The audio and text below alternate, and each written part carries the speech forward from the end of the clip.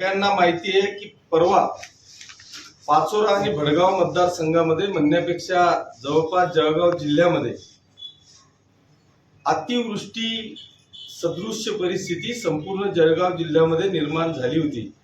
त्यातल्या त्यात पाचोरा आणि भडगाव मतदारसंघामध्ये एका बाजूला हसू तर दुसऱ्या बाजूला दुःख, म्हणजे आनंद आणि दुःख असे दोघेही आपल्याला त्या ठिकाणी म्हणता येईल। आनंद ह्या गोष्टीचा की गेल्या अनेक दिवसापासून पावसाच्या प्रतीक्षेत असलेला शेतकरी हा पावसामुळे अतिशय सुखावलेला आपल्याला पाहायला मिळत होता। पण दुसऱ्या बाजूला ती जी अतिवृष्टी झाली त्या अतिवृष्टीमुळे भडगाव तालुका 61च्या 61 गावं हे पाण्याखाली होते, अशी परिस्थिती निर्माण झालेली होती। मी गेल्या 25 वर्षापासून राजकारणात आहे। 25 वर्षात अनेकदा दुष्काळ मला पाहायला मिळाले, कधी ओला असेल कधी कोरडा असेल, परंतु जी काय परिस्थिती मी अनुभवली ती इतकी भयावह होती की सगळ्या गावांचा संपर्क तुटलेला होता। मी अक्षरशः 4-5 गावांमध्ये जाऊ शकलो नाही, अशी परिस्थिती पाण्याने झालेली होती। म्हणजे ढगफुटी सदृश्य परिस्थिती, जे काय पेणगावच्या पायथ्याशी इतकी मोठी ढगफुटी झाली आणि तिथून सरळ जे पाणी आलं ते प्रत्येक गावामध्ये शेतामध्ये जर का गेलं तर कमरेबरोबर गुडघ्याबरोबर मांडीबरोबर पाणी या प्रत्येक शेतामध्ये होतं।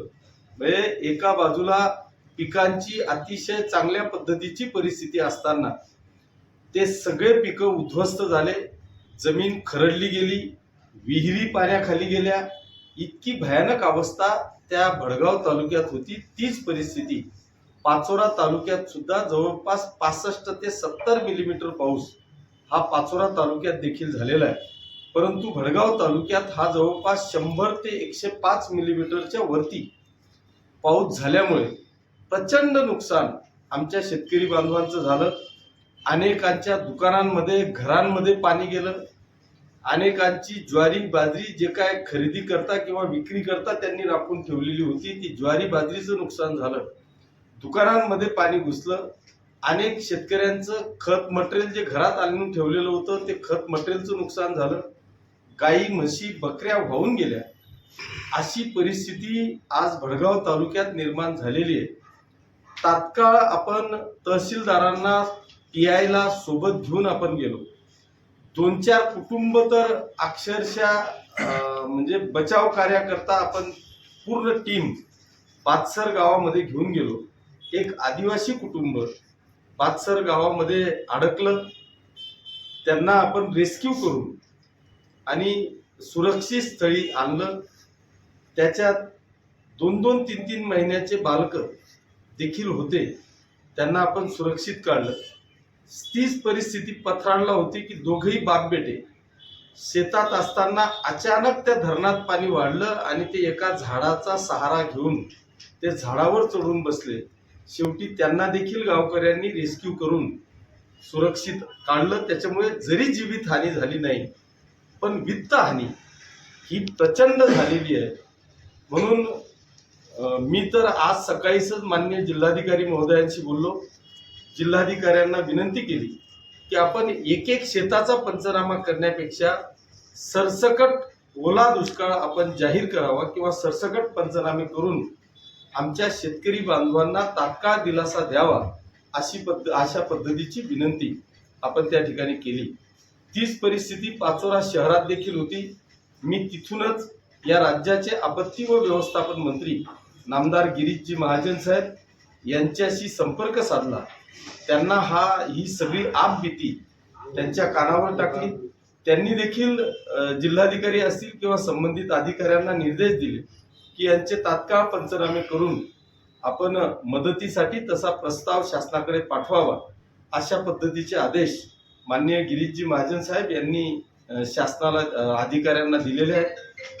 सगळ्यात महत्वाचा एक विषय आणखी होता की वरून तर पाणी होतच, परंतु शिवणी गावाजवळ या इरिगेशन विभागाने कॅनॉलला डाव्या कालव्याला इतकं मोठं पाणी सोडलं की त्या पाण्याला पुढे रस्ता नसल्यामुळे कॅनॉलला एवढं मोठं भगदाड त्या शिवणी गावाजवळ पडलं की त्या दिवशी कदाचित अख्खं गाव व्हायलं असतं अशी परिस्थिती त्या शिवनी गावामध्ये निर्माण झाली.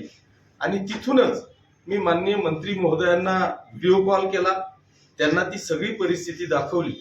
माझी मंत्री महोदयांना आपल्या माध्यमातून विनंती आहे की त्यांनी ती स्वतः परिस्थिती पाहिली आहे. एवढा मोठा पाऊस चालू असताना आपण कॅनॉल मधून जे पाणी सोडलं त्या पाण्यामुळे प्रचंड हानी, म्हणजे ते भगदाड पडलं, गाव वाचलं, गावात पाणी गेलं, हे तर आहेच, परंतु तो कॅनॉल सगळे निकामी झाल्यामुळे ते सगळं पाणी हे शेतांमध्ये पाझरतं आणि शेतकऱ्यांच्या आजूबाजूला असलेल्या जेवढ्या शेती आहेत त्या प्रत्येक शेतकऱ्याचं असलेल्या पिकाचं 100% नुकसान होतं. त्याच्यामुळे त्या कॅनॉलची तात्काळ दुरुस्ती व्हावी.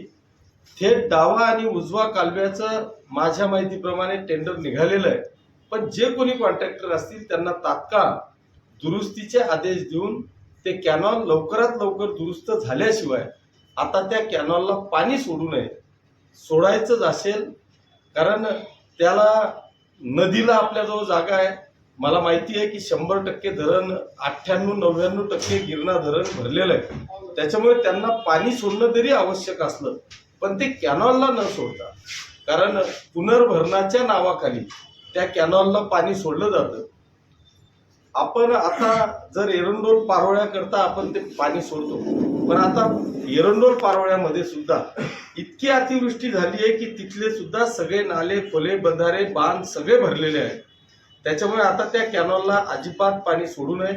सोडलं ज्या दिवशी सोडायचं आहे तिथपर्यंत ते कॅनॉल दुरुस्त झाले पाहिजे, त्याच्याशिवाय त्याला सोडू नये. कारण तमाम शेतकरी बांधव त्यांची पिकं या कॅनॉलच्या पाण्यामुळे उद्ध्वस्त होतात. म्हणून माझी विनंती माननीय मंत्री महोदयांना आहे, जलसंपदा मंत्री आदरणीय गिरीश भाऊ महाजन साहेबांना आहे की आपण तातडीने ते कॅनॉल दुरुस्त करण्याचे आदेश द्यावे. आणि असे जे कोणी संबंधित अधिकारी असतील की ज्यांचं दुर्लक्ष त्या कॅनॉलकडे होतंय, की एवढं मोठं भगदाड परेपर्यंत त्या अधिकाऱ्यांना शुद्ध नाही, अशा अधिकाऱ्यांवर देखील त्यांनी कारवाई करावी अशी एक आग्रहाची मागणी या निमित्तानं मी करतो.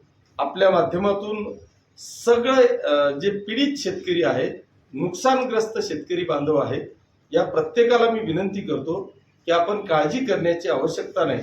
आपल्यापर्यंत ह्या 2-4 दिवसात जी काही यंत्रणा आहे, मग आपला तलाठी असेल, मंडळ अधिकारी असेल, कृषी सहाय्यक असेल किंवा ग्रामसेवक असेल, यांची जी टीम आहे ही टीम लवकरच आपल्यापर्यंत पोहोचते आहे. ऑलरेडी पंचनाम्यांना सुरुवात केलेली आहे. 100% पंचनामे होऊन एकही व्यक्ती याच्यापासून वंचित राहणार नाही याची खबरदारी ऑलरेडी मी घेतलेली आहे. तशा पद्धतीचे निर्देश प्रांत तहसीलदार, BDO या सगळ्यांना, कृषी अधिकारी या सगळ्यांना आपण दिलेली आहे. त्याच्यामुळे मी नक्कीच या सगळ्या म्हणजे नुकसानग्रस्त शेतकऱ्यांच्या वेदना समजून 100% शेतकरी बांधवांना न्याय मिळेल अशा पद्धतीची ग्वाही व आपल्या माध्यमातून पाचोरा आणि भडगाव तालुक्यातील तमाम शेतकरी बांधवांना देतो. धन्यवाद. जय हिंद, जय महाराष्ट्र.